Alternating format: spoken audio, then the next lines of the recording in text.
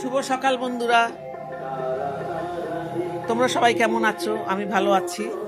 একটু কথা কষ্ট করে শুনে নিও বন্ধুরা, কারণ আমাদের এখানে তো শীতল পান্তা পুজো, মানে গান ঠান বাজছে। যাই হোক, আমি এই সব কাজকর্ম সারলাম ঘরের, তারপর পুজো দিলাম। পুজো দিয়ে তারপরে একটু ব্রেকফাস্ট নিয়ে বসলাম, 1 কাপ চা আর 2 পিস পাউরুটি জ্যাম দিয়ে।